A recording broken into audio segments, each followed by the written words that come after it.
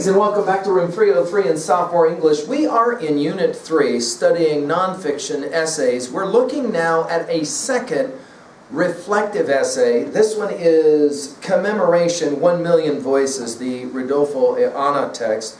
Before we get to this text on 499 in your hymnal though, I want to just go back to 487 at 2b really quickly. Make sure this is in your notes. We are studying again the reflective essay. Now we already looked at the expository essay where we're just exposing information. Now we're looking at the reflective essay. Again, does two things for your notes. One, a reflective essay reflects, looks back to an event in your life that's significant. Two, the essay always kinds of talks about why that reflective moment was so important in your life, okay? So in other words, let's say this about the reflective essay because we didn't say it last time in our conversation with the Dorothy West offering. This kind of writing is always autobiographic, so write that down. It's always autobiographic. In other words, you're writing about something from your own biography that is significant, important, and you're talking about reasons why it's significant, important. Now, our author, Anaya, we met in our freshman year. You'll maybe remember his essay, Celebration of Grandfathers, where he celebrates the amazing man that his grandpa was, and, by extension, the importance of having the old people in our lives that help us, show us the way. We're going to look now at another reflective passage in Commemoration, 1 million volumes. By the way, remember that you need to study your vocabulary on 498 to get ready for our assessment, okay? The author, let's meet him really quickly. Anaya, of course, born in 37, born and raised in a rural village in Pastora, New Mexico. As a child, Anaya's imagination was nourished by the stories, right, that the Mexican Americans passed down from one generation to the next. While teaching high school English, Anaya wrote Bless Me, Ultima, a highly praised novel about a young boy growing up in New Mexico. The novel was published in 1972. A strong voice of the Mexican-American experience. He's also considered the founder of Chicano literature. Went on to teach at the University of New Mexico until his retirement in 1993. In his writing, though, he plays the student as much as the teacher. He explains, quote, "Writing novels seems to be the medium which allows me to bring together all the questions I ask about life," end quote. Anaya was awarded in 2002 the National Medal of the Arts. He also received the Mexican Medal of Friendship. The background for this essay is libraries. Let's read about that on 499.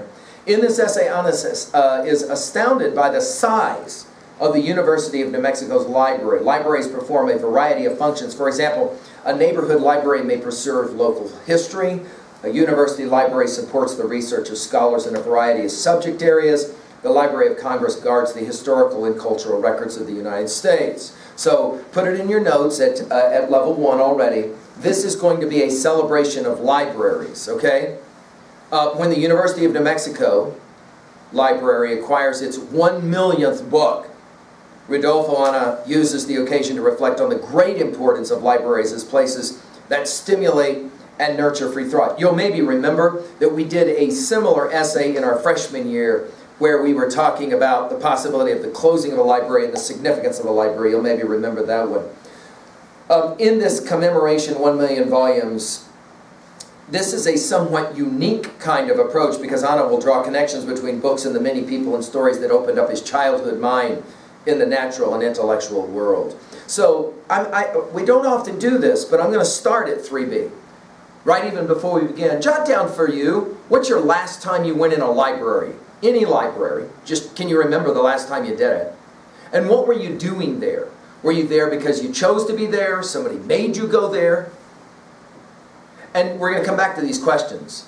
And see, for some of my students, they're like, what are you talking about? I was there like 2 hours ago when I went in to check out another book. I have other sophomores that say, gotta be honest, didn't go in a library my entire freshman year other than when you made me go in there as an English teacher. We had to go in there and learn about how to learn about finding stuff in the library. I don't go in the library. How about this one? Can you remember the very first time you ever went in a library? And what was the library and how old were you? Can you remember that? Some of my students will remember when they were very young, often going to the library.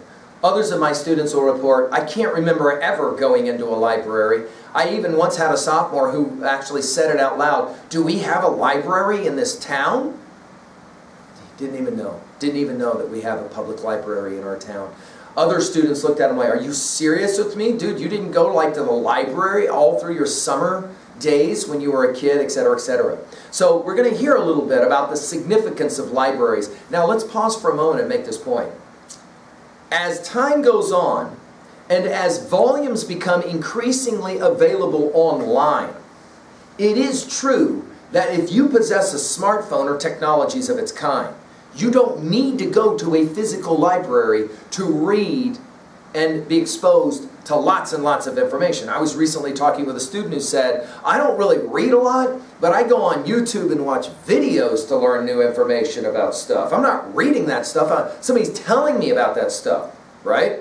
In other words, our world is changing. So we're going to ask this question. What does Anna say about libraries that still has value for us today and maybe has changed in some ways? All right, let's go ahead now. I'm on page 501. Let's really pay attention now to what Anna has to say about the power of libraries. Let's go to work. From In Commemoration, 1 million volumes, by Rudolfo A. Anaya. 1 million volumes, a magic number. 1 million books to read, to look at, to hold in one's hand, to learn, to dream. I have always known there were at least 1 million stars.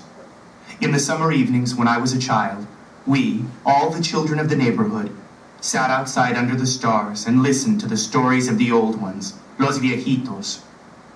The stories of the old people taught us to wonder and imagine. Their adivinanzas induced the stirring of our first questioning, our early learning.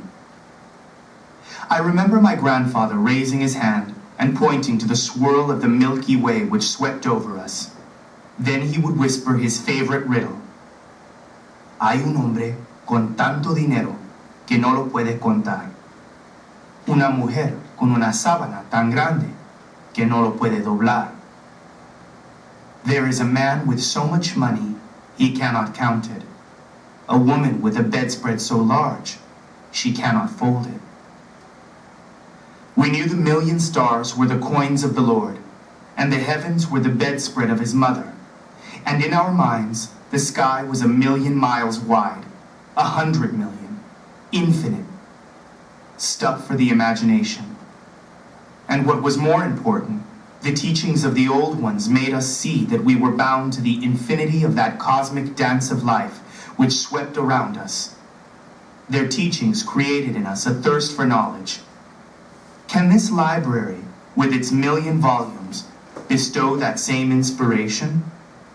All right, let's pause for a moment. Notice the genius, and Anna, if you'll remember Celebration of Grandfathers, if you don't remember that lecture, go back and look at it in the freshman folder on learnstrong.net. It's beautiful, beautiful writing. He does a very similar thing here as well. Notice, does 2 things at the beginning of the essay. 1, using a memory from his past, he reminds us of how vital it is, the old people, the storytellers, the ones who give information. And notice that he quotes a little poem from his grandfather, from his memory, that was basically teaching, it doesn't matter how much money you've got. What matters is your family. The large bedspread, representative of the family. The people who are in your lives are what matter. Not all the possessions. We had this conversation in our conversation on Dorothy West and that reflective essay. Number 2, notice he has something to say about the teachings of the old ones. They made us see that we were bound to the infinity of that cosmic dance of life which swept around us. Their teachings created in us a thirst for knowledge. We were talking about this earlier in lectures when we were studying. Do you hunger? Do you really desire new knowledge? Or are you content with this world that you live in? Boring, everything boring, it doesn't really matter. The old ones, he says, and their stories are designed to help us want to know more, want to learn more. But then he asks an interesting question, and it's the question that is really the thesis, central idea of this reflective essay. Can this library, the University of New Mexico's library, can this library with its 1 million volumes bestow that same inspiration? Can you feel inspired, he asks, when you go into a library and see all of those volumes there. Let's go ahead now and listen to his reflective essay. He's going to talk a lot about what made him who he is from his past, right? Enjoy. I was fortunate to have had these old and wise viejitos as guides into the world of nature and knowledge. They taught me with their stories. They taught me the magic of words. 502. Now, the words lie captured in ink, but the magic is still there, the power inherent in each volume. Now, with book in hand, we can participate in the wisdom of mankind. Each person moves from innocence through rites of passage into the knowledge of the world. And so I entered the world of school in search of the magic in the words. The sounds were no longer the soft sounds of Spanish, which my grandfather spoke. The words were in English, and with each new awareness came my first steps toward 1,000,000 volumes. I, who was used to reading my oraciones in Español, while I sat in the kitchen and answered the litany to the slap of my mother's tortillas, I now stumbled from sound to word to groups of words, head throbbing, painfully aware that each new sound took me deeper into the maze of the new language.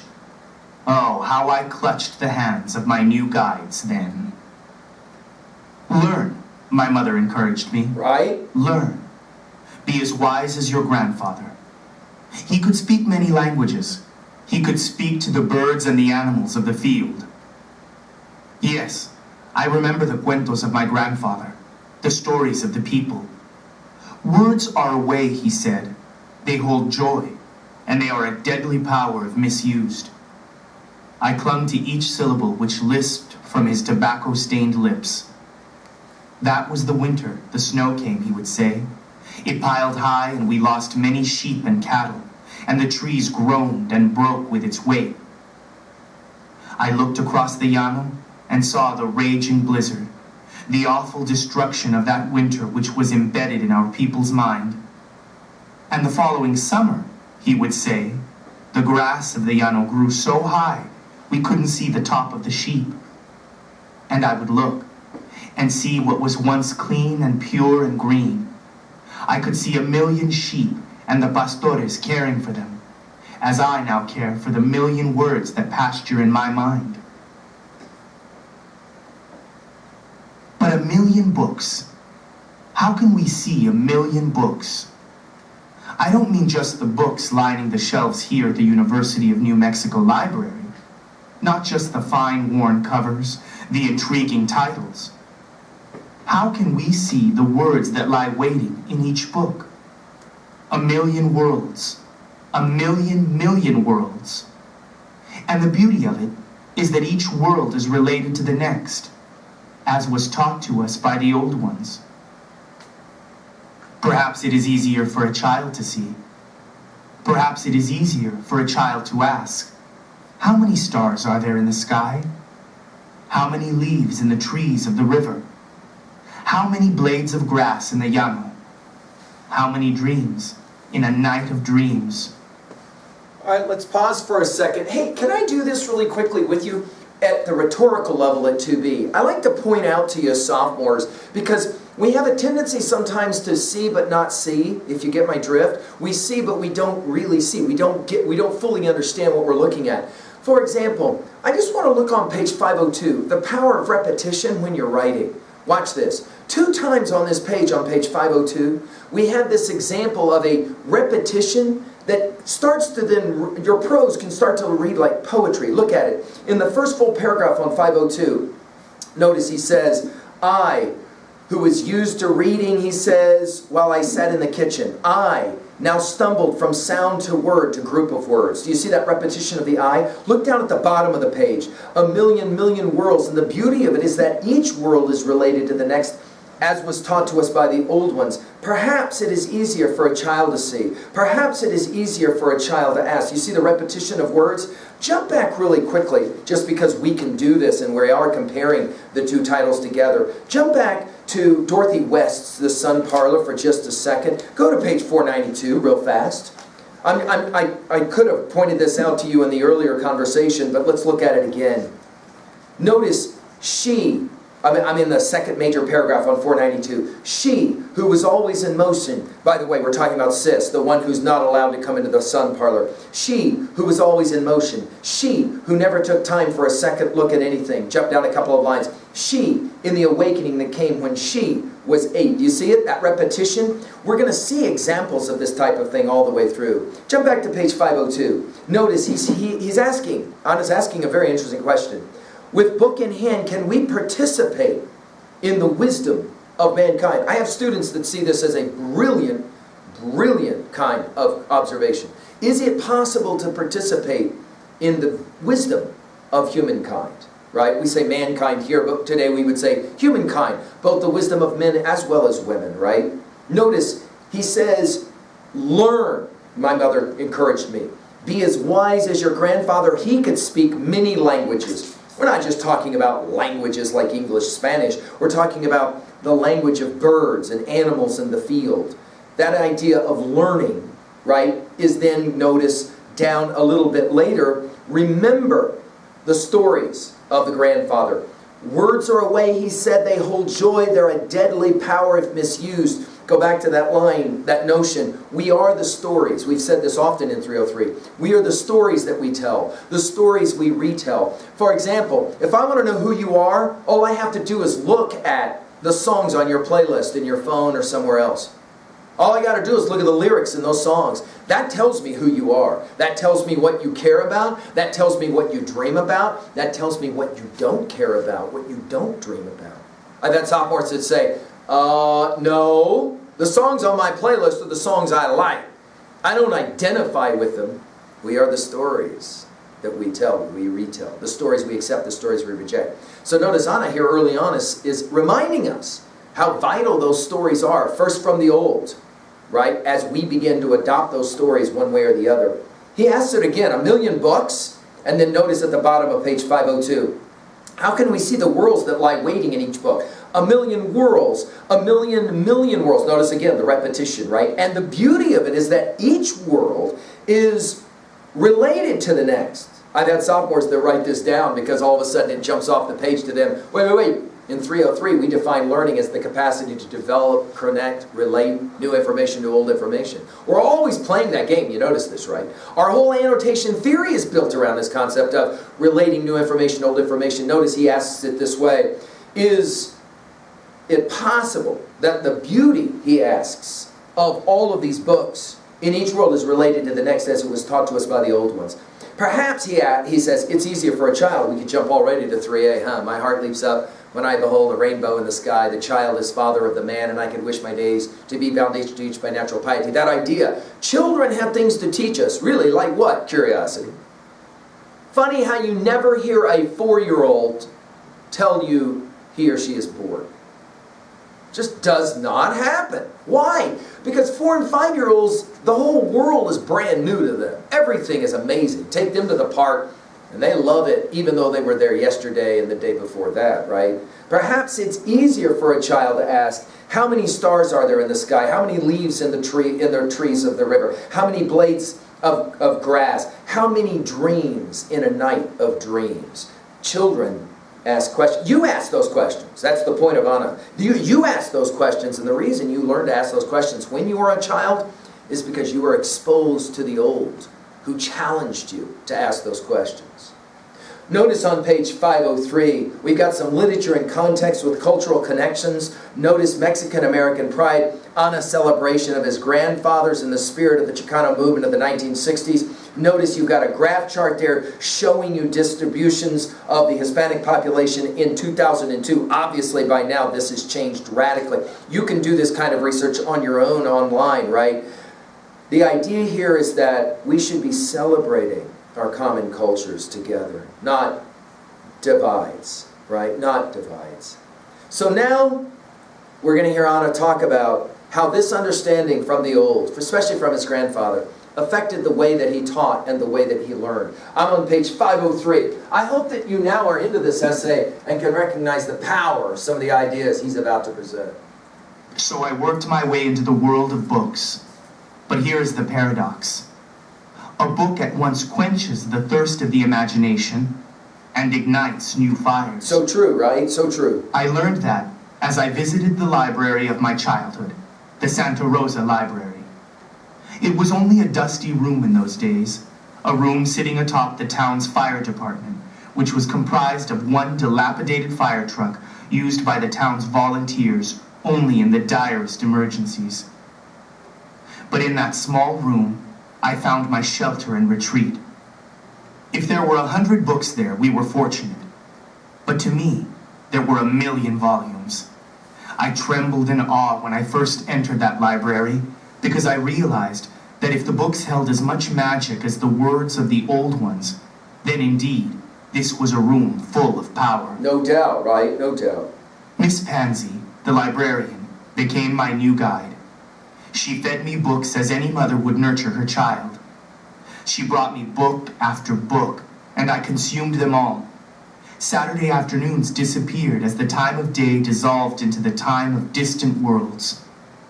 In a world that occupied most of my other schoolmates with games, I took the time to read. I was a librarian's dream. My tattered library card was my ticket into the same worlds my grandfather had known. Worlds of magic that fed the imagination.